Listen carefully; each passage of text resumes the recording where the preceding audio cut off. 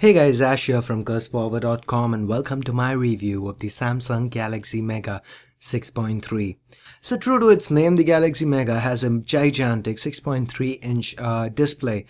This is currently the biggest display on a phone and will continue to remain so till the launch of the Sony Xperia Z Ultra.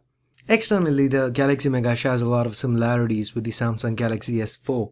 So I've got a Galaxy S4 over here, and as you can see, the Galaxy Mega looks like a blown up Galaxy S4. The bezels are slim. You've got the menu, physical home and back keys at the bottom. You've got the sensors on top, a 1.9 megapixel camera. You've got the earpiece, and on the sides, in traditional Samsung fashion, you've got the volume rockers to one end. And again, over here you can note that the volume rockers are not proportional to the S4. Instead, they are a little lowered comparatively so that it's easier to access. And similarly with the power button as well. At the bottom, you've got the micro USB port and the primary microphone. And at the top, you've got an IR blaster, the secondary noise cancelling microphone, a 3.5mm headphone jack. So at the back, you've got the 8 megapixel rear camera, LED flash, Samsung branding, the speakers. So let's just and again guys, over here you can notice the resemblance to the Galaxy S4 in the form of the checkered pattern on the back. And let's just open the back panel again, and this is plastic, just like with the Galaxy S4. The micro SIM slot at the bottom. The micro SD card goes on top. You've got the speakers, like I said earlier, and this is a 3200 mAh battery that's big enough to power this phone. While testing the battery, it played video on a loop for about 8 hours and should be sufficient enough to get you through a full day without having to charge again. The Galaxy Mega is also pretty slim at just 8mm. It's just a little thicker, barely thicker than the Galaxy S4. And it weighs about 199 grams, and that's pretty light for a 6.3-inch device. So the weight spread across the 6.3 inches of display and this device, it makes it feel a lot lighter than it really is. You don't really feel the 199 grams. During extended usage, it did not really feel heavy. It was easy enough to hold. But then again, keep in mind, I've got pretty big hands. Let's now talk a little bit about what's under the hood. The Galaxy Mega 6.3 is powered by a Qualcomm Snapdragon 400 dual-core processor clocked at 1.7 GHz. Now, a common misconception is that more is better when it comes to cores.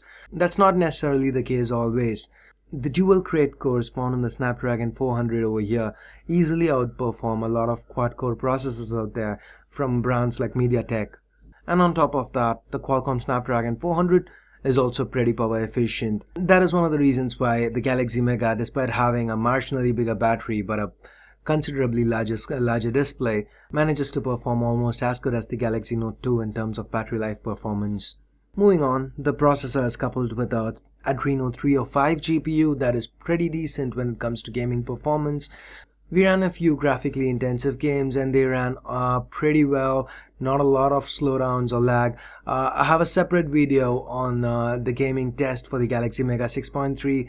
I will add the link down in the description, and I'll also annotate it at the end of this video so that you can check that out if you're interested in gaming performance. And then you have 1.5 gigs of RAM. The internal storage is 16 gigs for the Galaxy Mega 6.3. Now when it comes to display, the Galaxy Mega 6.3 sports a 720p SLCD display. The Super AMOLED HD found in top-end devices is not used here. 720p spread over 6.3 inches results in a pixel density of 233 pixels per inch. Yes, this means at times you can see some pixelation, but in day-to-day usage, it's not something you're probably gonna notice unless and until you're moving to the Galaxy Mega from a device that has a 1080p display. Viewing angles are pretty good, sunlight visibility is okay, and watching videos on this device is an absolute pleasure. The display is huge, bright, and the color reproduction is pretty natural. Let's talk a little bit about the software. The Galaxy Mega 6.3 runs Android 4.2.2 with the latest version of TouchWiz on top. Given the size of the Galaxy Mega, Samsung seem to have acknowledged that you are going to possibly use this with two hands at times. So even the home screen mode has a landscape mode enabled. This is not found with other devices like even the Galaxy Note. But then again, as someone who's used both the Galaxy Note 1 and the Galaxy Note 2 extensively, I do not use it with both hands. I mostly use it with one hand, the Galaxy Note, both Galaxy Notes. But with the Mega, despite the fact that Samsung has included the one-handed operation settings over here, that is for the keypad and call buttons, calculator and unlock pattern, I usually find myself using with two hands at times. Despite the TouchWiz overlay, at its core, this is Android 4.2.2 Jelly Bean. So you get the Android 4.2 features like two-finger pull down to access your notifications, daydream mode, widgets on the lock screen, and swiping right generally takes you to the camera. Samsung also gives you an option of displaying your most commonly used apps over here. You can turn it back to the camera if you want to. A lot of TouchWiz functionality from the Galaxy S4 finds its way over to the Galaxy Mega as well. You get the motion and gesture support, motion controls like direct call, where you pick up your phone while looking at a contact and the phone dials it directly for you. Smart alert, where you have a missed call or a message, you pick up the phone and you get a vibration. Tilt to zoom, pan to move an icon, pan to browse an image, turn over to mute or pause, swiping your palm to capture a screenshot, muting or pausing the screen by covering it with your palm, various air view functionalities like information preview, progress preview, speed dial preview, web page magnifier, and so on, where you get information by hovering your finger over the screen, are also available. As far as smart features go, it's only Smart Stay that makes its way over to the Galaxy Mega 6.3. Features like Smart Scroll, Smart Pause, and Smart Rotate remain exclusive to the flagship for now. As for apps, you get quite a few preloaded Samsung apps. Say for example Group Play, S-Planner, S-Translator, S-Voice, Samsung Apps, Samsung Link, the Story album, and so on. Samsung also provide a host of their own widgets. Some features like gesture control or the S-Health app are not included. This is due to the Galaxy Mega not having the required sensors. The multi-window feature that we first saw with the Galaxy Note 2 last year is also available here. You can run two apps simultaneously. Apps like the pop-up player have also made their way over to the Galaxy Mega. And for music, we get the same music player that we saw with the Galaxy S4. The audio quality via the internal speakers is pretty loud.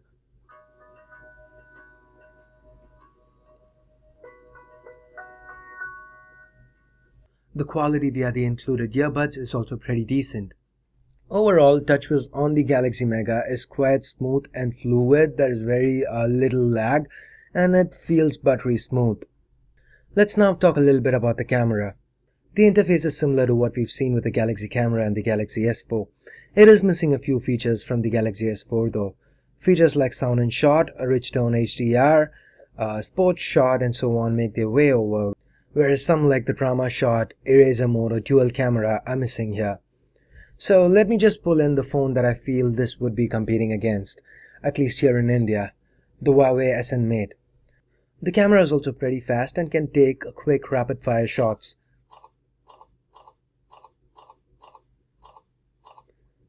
And you also have the continuous shot option.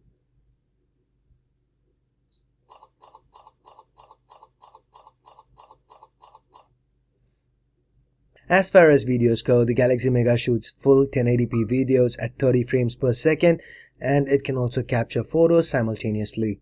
Here are a few sample shots that I took with the Galaxy Mega. Under bright lights, it does more than a competent job. The pictures are crisp, the color reproduction is natural.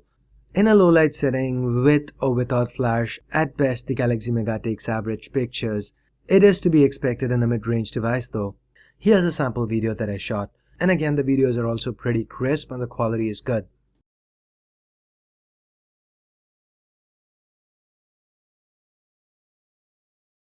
So in conclusion, the Galaxy Mega comes with a lot of top-of-the-line specs, including the operating system, which is Android 4.2, that is the latest iteration, with the latest iteration of TouchWiz on top, an IR blaster to control your TV or set-top box, NFC, MHL, USB OTG, Wi-Fi 802.11 AC, and so on. Other specs like the dual-core processor, 1.5 gigs of RAM, the 720p display kinda keep it from being a top-end device. This kinda makes the asking price of almost $500 look kinda steep, especially considering that the Galaxy Note 2 sells for a similar price. However guys, I will be doing a detailed comparison video with the Galaxy Note 2, the Optimus G Pro, the Huawei SN Mate, and if possible the Lenovo K900 as well. But in a nutshell, if you guys just cannot wait for something like the Sony Xperia Z Ultra, or if you think the Xperia Z Ultra is a little too expensive, or if you just want to stick with Samsung, then the Galaxy Mega 6.3 does get the job done and is a pretty decent device. So if you guys do want to pick this phone up, you can pick it up from Amazon.com. The direct links are there in the description. So that's pretty much it for this video guys. Hope you liked it. Let me know your thoughts in the comments below. Do you think that the Galaxy Mega 6.3 is worth $500? Do you think there are any other alternatives that I'm not talking about? Just let me know in the comments below. And if you guys do want to stay updated on my latest videos and updates, or if you have any video requests for me, feel free to hit me up on Facebook, Twitter or Google+. The direct links to all my social networks can be found right below the like button in the description. And once again guys, don't forget to hit the like and subscribe buttons because I'll be coming out with much more videos soon. So that's pretty much it for now. Thanks a lot for watching and I hope to see you guys soon. Till then, it's Ash here from CurseForward.com signing off. You guys have a great day. Bye bye now.